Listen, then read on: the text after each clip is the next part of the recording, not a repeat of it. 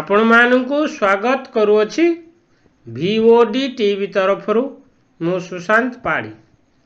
रायगड़ा स्थित रामकृष्ण नगर सरस्वती शिशु विद्या मंदिर आध्यात्मिक कक्षरे उपांतरे साहित्यर अस्मिता को नहीं एक आलोचना चक्र देशात्मबोधक एवं आध्यात्मिक कविता पाठ कार्यक्रम अनुष्ठित होइतिला। कार्यक्रम रे अतिथि भावे कविराज महाराणा, डॉक्टर रतिरंजन दास, ललित मोहन जेना, प्रमोद कुमार महांती और आनंद चंद्र पंडा मंचासीन रही। उक्त कार्यक्रम रे उपस्थित अतिथि मानकु मानपत्र सह उत्तरीय दे संबर्धना करा जायतिला। कार्यक्रम मंच को सस्मिता मिश्र व प्रदीप नायक परिचालना करथिले। कार्यक्रम रे कविता पाठर अतिथि थिले सदाशिव राजगुरु।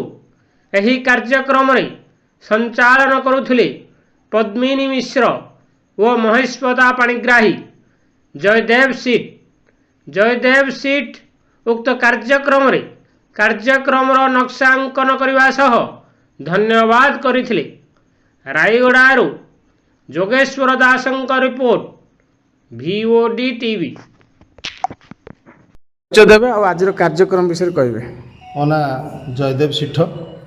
आज कार्यक्रम है उपांतरे साहित्यर अस्मिता आलोचना चक्र।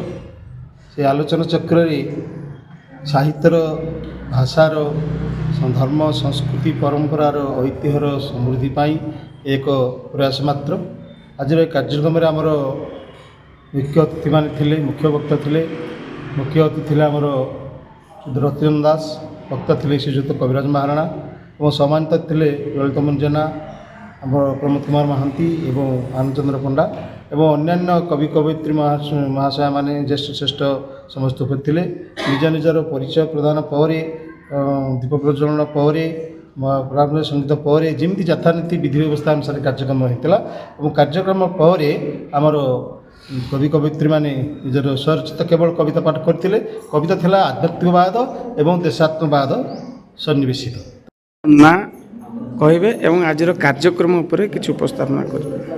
मो ना श्रीमती पद्मिनी मिश्र, मोर स्वाभिमान हूँ शिक्षकता। आज आम आलोचना उपांतरे साहित्यर अस्मिता। आम हूँ उपांत अंचल ए रायगड़ा अंचल। यही उपांत अंचल आमे आम साहित्य को केमिति बंचई रखिपर तापाई आमे माने जो लेखक लेखिका वरिष्ठ लेखक लेखिका कवि कवयित्री माने रहिछंती ताको आमे केमिति बंचई रखिबा तापाई आमे किछि साधना करिबा, किछि लोकंकु सचेतन कराइबा।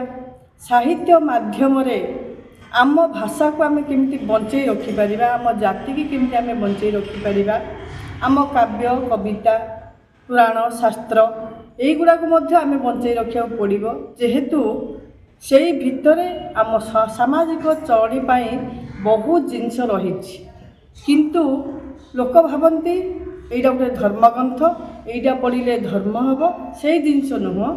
से अच्छी खाली मु जहाँ अनुभव करे आम रामायण आम भागवत आम गीतार रही गोटे समाज रे आमे केमिति आदर्श भावे मनीष भावे बंची पारिबा आ सुस्थ समाज केमती गठन करि पारिबा।